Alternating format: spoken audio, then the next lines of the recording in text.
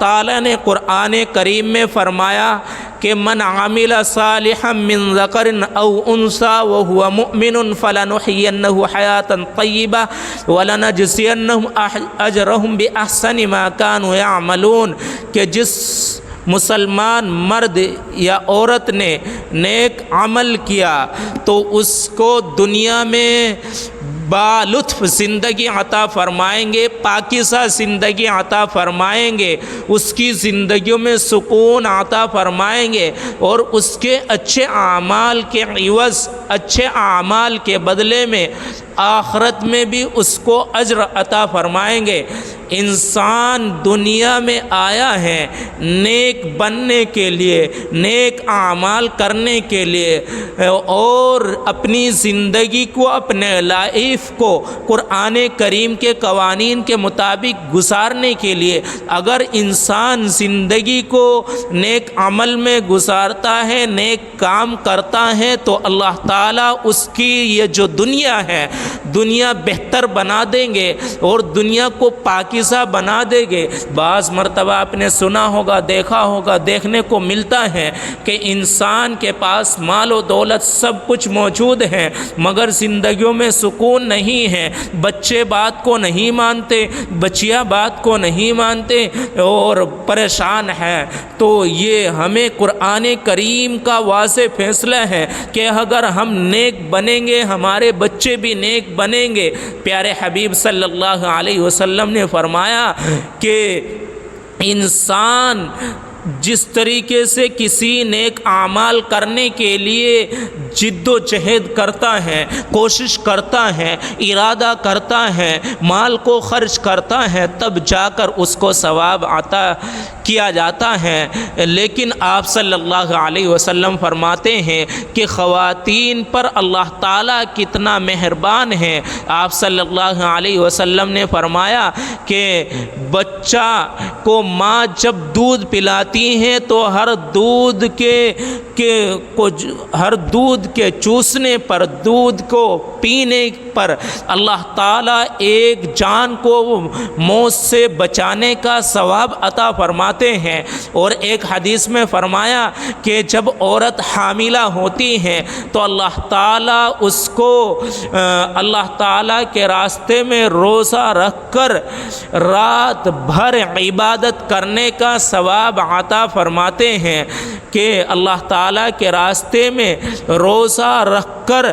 جہاد کرنے والے اور رات بھر ثواب، رات بھر عبادت کرنے والے کے برابر ثواب عطا فرماتے ہیں۔ اور جب بچہ رات کو سو جاتا ہے اور پھر وہ بلبلاتا ہے، رونے لگتا ہے اور بچہ جاگتا ہے، بچے کے ساتھ ساتھ ماں کی بھی آنکھ کھل جاتی ہے، تو بچے کے جاگنے پر، ماں کے جاگنے پر اللہ تعالیٰ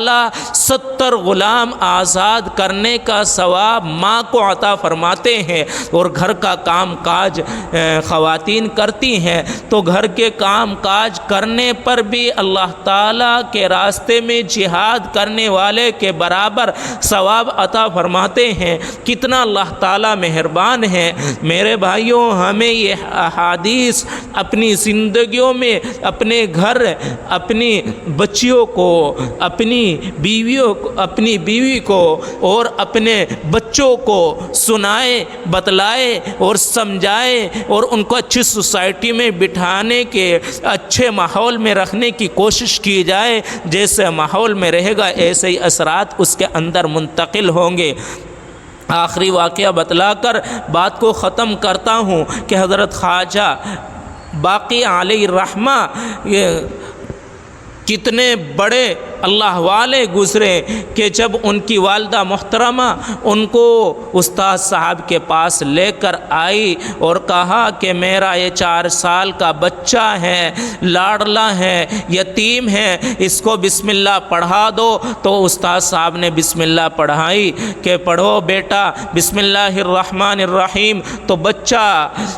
خود بخود اعوذ باللہ من الشیطان الرجیم بسم اللہ الرحمن الرحیم پڑھ کر الف لام میم ذالک الکتاب لا ریب فیہ ھدی للمتقین، ایک پارہ پڑھا، دوسرا پارہ پڑھا، تیسرا، یہاں تک کہ 15 پارہ حفظ سنا دے استاد صاحب حیران۔ آخر یہ 4 سال کا بچہ کہ 4 سال کے بچے پر تو صحیح طریقے سے بولنا بھی نہیں آتا۔ پھر استاد صاحب نے کہا کہ آگے بھی پڑھو۔ تو میرے بھائیو سنو توجہ کے ساتھ، بچہ نے کیا جواب دیا کہ میرے ماں نے جس وقت میں پیٹ میں تھا تو اس وقت میں 15 ہی پارے پڑھے تھے، اللہ تعالیٰ نے مجھے بھی 15 ہی پارے یاد کرائے ہیں۔ تو یہ ماں کی گود کا اثر کہ بچہ ماں کے پیٹ میں ہے اور بچے کا لوتھڑا بن رہا ہے اور وہ تیار ہو رہا ہے، بچے کی ماں تلاوت کر رہی ہے، تسبیحات پڑھ رہی ہے، تو اس کے اثرات منتقل بچے کے اندر ہو رہے ہیں۔ لیکن آج کا فیشن تو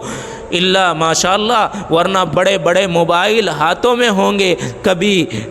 کچھ خرافات دیکھ رہے ہیں، کبھی کوئی گانا سنا جاتا ہے تو کبھی کوئی جس وقت میں دودھ پلا رہے ہیں کوئی فلم دیکھ رہے ہیں۔ اللہ حفاظت فرمائے۔ ہمیں ضرورت ہے رسول اللہ صلی اللہ علیہ وسلم کے طریقے کے مطابق اپنے بچوں کی پرورش کرے۔ تو بچے جو آج کے وقت میں کارگزاری آ رہے ہیں کہ بچیاں اور بچے ماں باپ کے نافرمان ہو گئے ہیں، وہ بات سننے کو نہیں ملے گی اگر ہم